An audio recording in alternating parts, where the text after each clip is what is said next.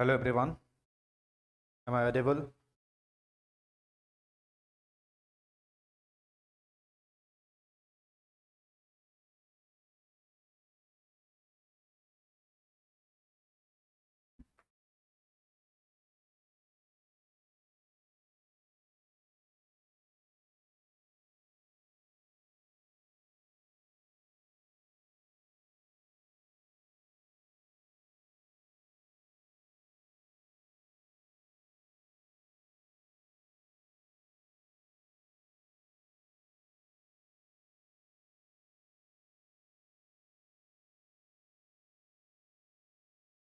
Let's start the class. আজি আমি discuss কৰিম Indian Polity Lecture 12 ঠিক আছে for all Assam Government Exam. আজি Lecture 12 start কৰিম. Already আমি 10টা 11টা lecture discuss কৰিলো ঠিক আছে. So Indian Polity is a very important subject আৰু আমাৰ question আপোনাৰ in every exam there is a question from Indian Polity. এই যেটো আমি Indian Polity Lecture Series to discuss কৰি আছো for various competitive exam like ADRE 3.0 তাৰপিছত গুৱাহাটী হাই কোৰ্টৰ JA Assam governmentor যেমান কিটা departmental exam আছে like DHS, JS, Steno, Forest Guard, PGT graduate TET, Assam Police SI, Constable, ABUB, APSC, CC কাৰণে বা SSC Banking, Railway, APSC যেমান কিটা departmental exam আছে এই সকলোবোৰ এক্সামৰ কাৰণে এই আমাৰ Indian Polity Lecture Series ঠিক আছে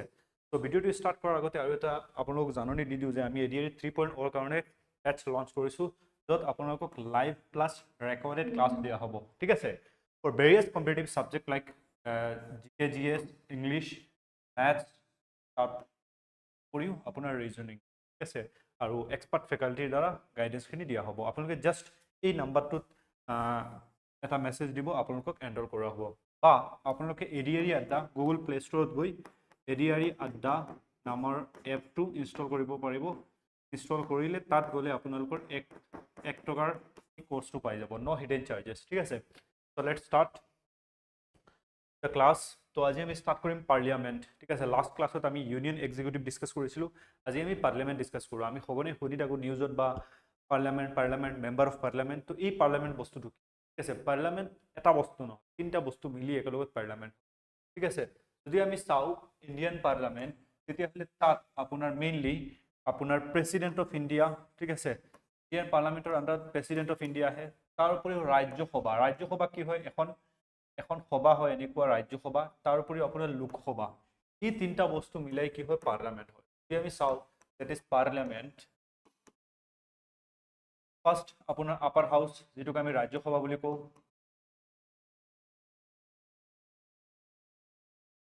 দেন আপোনাৰ Lok Sabha then last that is president ঠিক আছে এই তিনিটা বস্তুক বা এই তিনটা এন্টিটিক কি বুলি কোৱা হয় আপোনাৰ পাৰ্লিয়ামেন্ট বুলি কোৱা হয় যদি কোনোবা ৰাজ্যসভাৰ মেম্বাৰ হয় তেওঁক কি বুলি কোৱা হয় মেম্বাৰ অফ পাৰ্লিয়ামেন্ট যদি লোকসভাৰ কোনো মেম্বাৰ হয় তেওঁক কি বুলি কোৱা হয় MP same member of parliament কিবা এটা বিল যদি ৰাজ্যসভাত স্টাৰ্ট হয় তেতিয়া ৰাজ্যসভাত এটো পাস হৈ ক'ত যায় লোকসভাত যায় লোকসভাৰ পৰা তাৰপিছত আপোনাৰ প্ৰেসিডেন্টৰ হাতত যায় প্ৰেসিডেন্টে যদি এই বিলটোক আপোনাৰ এসএন দি দিয়ে তেতিয়া হলে এই বিলটো কি হৈ যায় এক্ট হৈ যায় ক্লিয়াৰ যেনেকুৱা সিটিজেনশিপ এমেন্ডমেন্ট বিল ঠিক আছে স্কেম পিছত এটো যেতিয়া পাস হৈ গল এটোক আমি কি বুলি কও সিটিজেনশিপ এমেন্ডমেন্ট এক্ট ঠিক আছে same GST bill GST act ঠিক আছে তো বা লোকসভাত স্টার্ট হলে ৰাজ্যসভা দেন প্ৰেসিডেন্ট তো এই তিনিটা বস্তু এই তিনটা এন্টিটি কি বুলি কোৱা হয় একেলগত পাৰ্লিয়ামেন্ট বুলি কোৱা হয় ঠিক আছে তো পাৰ্লিয়ামেন্ট যদি আমি চাও is the legislative organ of union government তো এই পাৰ্লামেন্টৰ দ্বাৰা কি কৰা হয় ল বনোৱা হয় এই কাউন্ট্ৰিত জি ল নহওক মোটৰ ভেহিকল এক্ট হোক বা যিকোনো ল কিবা এটা ল বনাব লাগে তো ল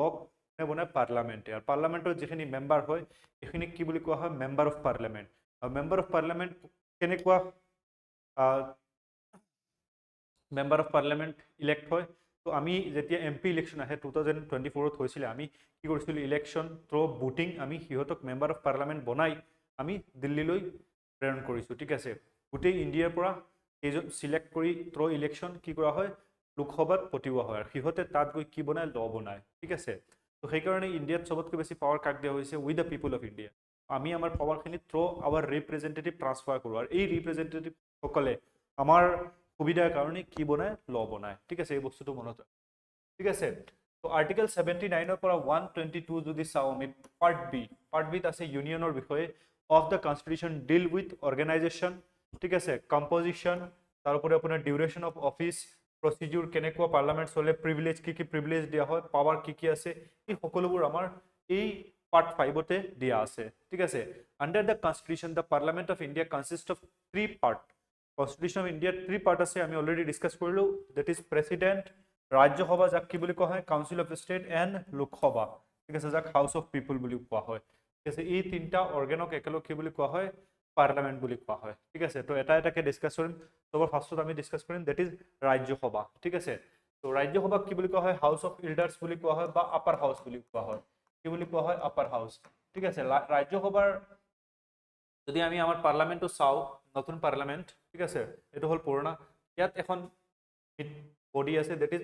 লোকসভা ইয়াত ৰাজ্যসভা ঠিক আছে তো ৰাজ্যসভা যিখন হয় তাত কিমান মেম্বাৰ আছে 250 মেম্বাৰ আছে ঠিক আছে Rajya Sabha fixed at 250 out of which 238 are to be representative of the state ঠিক আছে ষ্টেটৰ পৰা তেওঁলোকক কি কৰা হয় ৰিপ্ৰেজেন্ট কৰা হয় ইলেকশন কৰি পঠিওৱা হয় আৰু 12 জন are nominated by the president ঠিক আছে state আৰু UTৰ পৰা 238 কি কৰা হয় সিলেক্ট কৰি পঠিওৱা যেনে 250 টোটাল মেম্বাৰ আছে 238 from state ঠিক আছে state and UTৰ পৰা state and UT ঠিক আছে ধৰিলো অসম ঠিক আছে অসমত 7টা ৰাজ্যসভা সিট আছে ঠিক আছে তো এই 7জন এই 238 ৰ এমং হয় ঠিক আছে 7জনক পঠিওৱা হয় আৰু 12 জন কি কৰে প্ৰেসিডেন্টে নমিনেট কৰে কোনো ইলেকশন নহয় আৰু এই সকলো অসমৰ যি 7জন ৰাজ্যসভাৰ মেম্বাৰ আছে তেওঁলোকক ডাইৰেক্টলি ইলেকশন কৰা নহয় ইনডাইৰেক্টলি কোনে ভোট দিয়ে দ্যাট ইজ এমএলএ সকলে ভোট দি বনায় ঠিক আছে এই 7জনক বৰ্তমান আৰু এই 12 জন কি হয় নমিনেটেড ঠিক আছে প্ৰেসিডেন্টে নমিনেট কৰে 4টা ফিল্ডত যেনেকৈ আপোনাৰ সচিন তেণ্ডুলকাৰ জয়া বচ্চন তেওঁলোকক কি হয় ৰাজ্যসভাৰ মেম্বাৰ হয় তেওঁলোকক প্ৰেসিডেন্টে নমিনেট কৰিছিল ঠিক আছে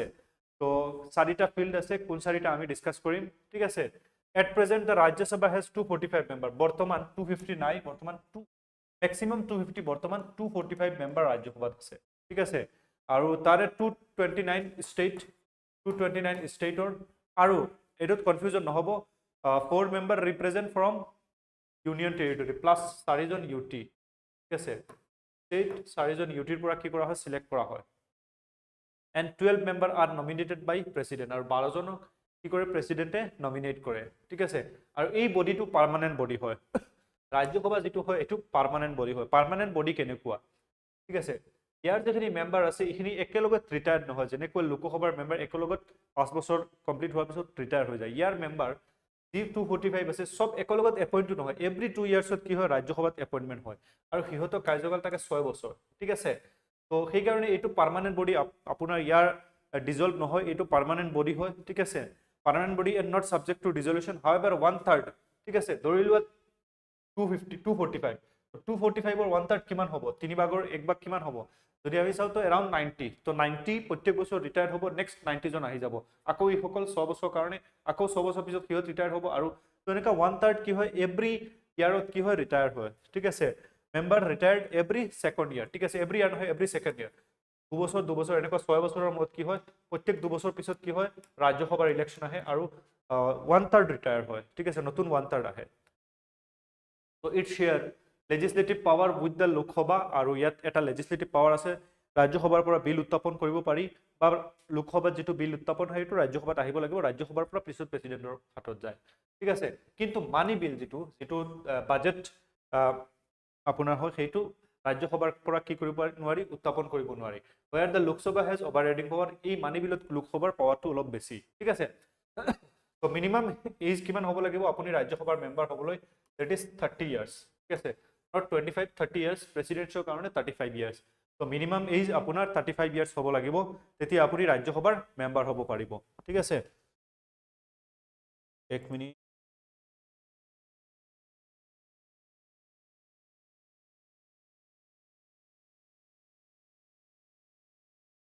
তো কিমান minimum age to become Rajya Sabha member 30 the president presiding officer of Rajya Sabha is known as the chairman এই যিখন ৰাজ্যসভা আছে যত 245 এনেকুৱা মানুহ বহে ঠিক আছে তো তাত এজন প্ৰিসাইডিং অফিচাৰ থাকে ঠিক আছে আৰু সেই প্ৰিসাইডিং অফিচাৰজনক কি বুলি কোৱা হয় চেয়াৰম্যান ঠিক আছে আৰু লোকসভাৰ প্ৰিসাইডিং অফিচাৰক কি বুলি কোৱা হয় স্পিকাৰ আৰু সেই চেয়াৰমেনজন অটোমেটিকলি কোন চেয়াৰমেন হয় vice president automatically became the chairman of the Rajya Sabha ঠিক আছে যিজন ভাইস প্ৰেসিডেন্ট আমাৰ সিলেক্ট কৰো বা আমাৰ ইলেকশনৰ দ্বাৰা বনোৱা হয় তো তেও কি হৈ যায় এক্স অফিচিয়েল চেয়াৰমেন হৈ যায় of the Rajya Sabha automatically x official মানে আৰু কোনো ভোটৰ প্ৰয়োজন নাই ঠিক আছে during any period when the vice president act president or discharge the function তো বৰ্তমান হৈ আছে কি ভাইস প্ৰেসিডেন্টে ৰেজিগনেশ্যন দিলে তো তেতিয়া কি কৰিব আপোনাৰ ডেপুটি চেয়াৰমেন ঠিক আছে does not perform the duties of the office the chairman of Rajya Sabha ঠিক আছে তো তেতিয়া ডেপুটি চেয়াৰমেন যিজন আছে তেও এজ এ চেয়াৰমেন হিচাপে কাম কৰিব ডেপুটি চেয়াৰমেন ঠিক আছে তো বৰ্তমান ডেপুটি চেয়াৰমেনে এজ এ চেয়াৰমেন হিচাপে কাম কৰি আছে ৰাজ্যসভাত ঠিক আছে তো এখিনি আমি ডিসকাস কৰিলো নেক্সট আমাৰ লোকসভা তো ৰাজ্যসভাত আৰু এটা নামেৰে জনা যায় আপাৰ হাউস ঠিক আছে বা হাউস অফ এল্ডাৰ্স ঠিক আছে বা কাউন্সিল অফ স্টেট বুলিও জনা যায় কি বুলি জনা যায় কাউন্সিল অফ স্টেট তো এখিনি মনত ৰাখিব কাউন্সিল অফ স্টেট ঠিক আছে নেক্সট আছে লোকসভা লোকসভাত কি বুলি কও আমি লোৱাৰ হাউস বুলি কও ঠিক আছে লোৱাৰ হাউস আৰু ইয়াক হাউস অফ কমন্স বুলি কোৱা হয় ঠিক আছে ম্যাক্সিমাম স্ট্ৰেন্থ এটো কিন্তু বৰ্তমান হেতু নাই 550 ঠিক আছে ম্যাক্সিমাম স্ট্ৰেন্থ 552 কেতিয়াবা কোৱা হয় 552 ঠিক আছে বৰ্তমান 543 কি আছে বৰ্তমান 545 আছিল আগতে তো দুজন এংলো ইন্ডিয়ানৰ সিটটো কি হল দুজন এংলো ইন্ডিয়ানৰ কাৰণে ৰিজাৰ্ভ আছিল সেইটো কমাই দিয়া হল তো বৰ্তমান 543 ইফেক্টিভ ঠিক আছে 20 member are 43 so at present the Lok Sabha 543 member of this 530 member represent state so yet 530 জন স্টেটৰ পৰা ঠিক আছে ইন এভৰি স্টেট আৰু 13 জন আপোনাৰ ইউনিয়ন টেৰিটৰিৰ পৰা 13 জন ইউটি ঠিক আছে তো সেই স্টেটত অসমৰ কিমান জন 14 জন ঠিক আছে 530 member represented the state 13 member represent union territories in its normal term is 5 years so 5 বছৰৰ কাৰণে সিলেক্ট হয় আৰু এটো ডাইৰেক্ট ইলেকশনৰ দ্বাৰা কেনেকুৱা ডাইৰেক্ট ইলেকশন ডাইৰেক্ট ঠিক আছে ডাইৰেক্ট ইলেকশনৰ দ্বাৰা লোকসভাৰ মেম্বাৰ সকলক কি কৰা হয় সিলেক্ট কৰা হয় ঠিক আছে from the date of its first meeting after the general election after which it automatically dissolves ঠিক আছে So, however, the president is authorized to dissolve the Lok Sabha at any time. So, president is even time Lok Sabha ki koribo pare, dissolve koribo pare. Even term jodi complete নহয় 3 বছৰ 2 বছৰ পিছত president can. ঠিক আছে আৰু এটো আমি and this cannot be challenged in a court of law. So, minimum age কিমান হ'ব লাগে লোক সভাৰ মেম্বাৰ হ'বলৈ ৰাজ্যসভাৰ আপোনাৰ 35 লোক সভাৰ কিমান 25 years ঠিক আছে আৰু পঞ্চায়তৰ election 21 years. So, panchayat 21 Lok Sabha 25 Rajya Sabha 30 আৰু প্ৰেসিডেন্ট হ'বলৈ 35 তো এখিনি মনত ৰাখিব বহুত বেছি ইম্পৰ্টেন্ট ঠিক আছে পঞ্চায়তৰ টাৰ্ম 5 years ইয়াৰ টাৰ্ম 5 years ইয়াৰ টাৰ্ম 6 years ইয়াৰ টাৰ্ম 5 years ঠিক আছে তো এখিনি মনত ৰাখিব ইয়াৰ 5565 ৰাজ্যসভাৰ মেম্বাৰ সকল 100 বছৰৰ কাৰণে তেওঁলোকক কি কৰা হয় সিলেক্ট কৰা হয় ঠিক আছে আৰু এই ৰাজ্যসভা যিখন বডি এই ৰাজ্যসভাত 545 মেম্বাৰ এনেকুৱা বহে ঠিক আছে আৰু ইয়াৰ যিজন হেড কৰে চেয়াৰমেন ইয়াক কি বুলি কোৱা হয় চেয়াৰমেনজনক স্পিকাৰ বুলি কোৱা হয় আৰু এই স্পিকাৰ এমং দেম ইয়াৰ পৰা ইয়াত যিসকল মেম্বাৰ আছে 543 এই সকলৰ পৰা এজনক কি কৰা হয় সিলেক্ট কৰা হয় ৰাজ্যসভাত আমি দেখিছিলো যে vice president automatically become the chairman of this house but ইয়াত এনেকুৱা কোনো প্ৰসিডিউৰ নাই এমং দিস মেম্বাৰ এজনক সিলেক্ট কৰা হয় আৰু মেইনলি ৰুলিং পাৰ্টিৰে মানুহক সিলেক্ট কৰা হয় ঠিক আছে বৰ্তমান কোন আছে ওম বিৰলা ঠিক আছে কি আছে স্পিকাৰ ঠিক আছে speaker is the head of Lok Sabha এই স্পিকাৰজন কি হয় হেড হয় লোকসভাৰ আৰু তেওঁৰ ওচৰত বহুত পাৱাৰ আছে ঠিক আছে he elected from amongst member of Lok Sabha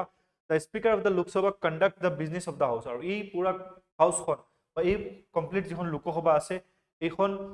এইখনৰ যিখিনি বিজনেছ আছে বা ডে টু ডে ৱাৰ্ক আছে এইখিনি কণ্ডাক্ট কৰাত কোনে সহায় কৰে that is speaker of the Lok Sabha ঠিক আছে A deputy speaker is also elected. So speaker যেতিয়া কেতিয়াবা absent হলে deputy speaker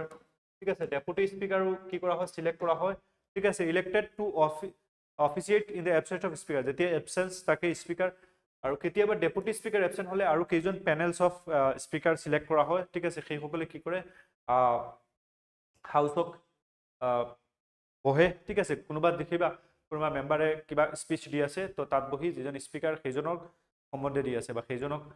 উদ্দেশ্য কৰি দিয়ে ঠিক আছে তো টাইপস অফ বিল তো এই যেটো আমাৰ পাৰ্লামেণ্ট আছে তো পাৰ্লামেণ্টৰ মেইন কাম কি আপোনাৰ ল বনোৱা লোকসভা ৰাজ্যসভা ঠিক আছে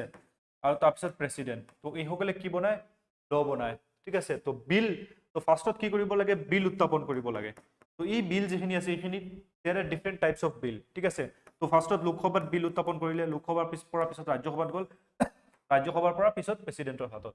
তো এই বিল যিবিলাক এইবিলাক there are different type of bill এটা হল অৰ্ডিনাৰী বিল এনি মেম্বাৰ কি কৰিব পাৰে উত্থাপন কৰিব পাৰে কিন্তু ইয়াৰ কাৰণে কি মেজৰিটি লাগিব সিম্পল মেজৰিটি লাগিব পাস হ'ব কাৰণে আৰু এটা আছে মানি বিল ঠিক আছে আৰু এটা আছে ফাইনান্সিয়েল বিল ঠিক আছে এই ফাইনান্সিয়েল বিলটো আকৌ দুটা ধৰণৰ ফাইনান্সিয়েল বিল 1 ফাইনান্সিয়েল বিল 2 আৰু এটা হল স্পেশাল বিল যেটোৰ দ্বাৰা কি কৰা হয় আন্ডাৰ আৰ্টিকেল 368 কনস্টিটিউশনক কি কৰা হয় এমেন্ডমেন্ট কৰা হয় ঠিক আছে কনস্টিটিউশনাল এমেন্ডমেন্ট বিল বুলি কোৱা হয় এইবিলাক টাইপস অফ বিল আমি এতিয়া ডিসকাস কৰিম ঠিক আছে It may classify ordinary, money, financial, and constitutional amendment bill. The ordinary bill can be introduced either House of Parliament. Parliament or যিকোনো হাউসৰ পৰা লোকসভাৰ পৰা ৰাজ্যসভাৰ পৰা কি কৰিব পাৰি এই ordinary bill টো আমি উত্থাপন কৰিব পাৰি money bill can be initiated only House of the People কিন্তু money bill যেটো only লোকসভাৰ পৰা উত্থাপন কৰিব পাৰি যেটো বাজেট অনা হয় ঠিক আছে that is লোকসভা যদি ঠিক আছে এখানে মনত আহিব money bill only from Lok Sabha After a money bill has been passed by the Lok Sabha, money bill যেতিয়া লোকসভাৰ পৰা ৰাজ্যসভাত পাস হৈ যায় it is sent to Rajya Sabha for deliberation আৰু ৰাজ্যসভাত কি হয় ডিবেট ডিসকাশন হয় আৰু ৰাজ্যসভাৰ পৰা প্ৰেসিডেন্টৰ হাতত যায় president bound to give assent ঠিক আছে আৰু ই কি কৰে পুৰা দেশৰ ট্যাক্স বা পুৰা দেশৰ ফাইনান্সিয়েল সিস্টেম ম্যানেজমেন্ট কৰে ঠিক আছে After money bill has been passed by Lok Sabha it sent to Rajya Sabha for deliberation Rajya Sabha is giving 14 days আৰু ৰাজ্য সভাত 14 days থাকে বা ৰাজ্য সভাত to make recommendation which can be accepted or not by Lok Sabha তো এই recommendation Lok Sabha accept কৰিব পাৰে বা ৰিজেক্ট কৰিব পাৰে কিন্তু ৰাজ্য সভা এটো কি কৰিব লাগিব পাস কৰিব লাগিব to the president আৰু article 111 ৰ মতে that money bill cannot be returned to the house by the president for recommendation তো এই money bill to president return কৰিব নোৱাৰে এটো কি কৰিব লাগিব must give assent ঠিক আছে as per the article 111 তো এখানে আমি চালু দ্যাট ইজ বিল ঠিক আছে আমি ইমান ডেপথত নাযাও কারণ আমার এক্সামৰ ডিমান্ড ইমান ডেপথত নাই তো যিমানখিনিলৈকে আছে সিমানখিনিলৈকে আমি ডিসকাস কৰি আছো ক্লাসটো কেনেকৈ লাগিছে আপোনালোকে কমেন্টত জনাব পাৰে ঠিক আছে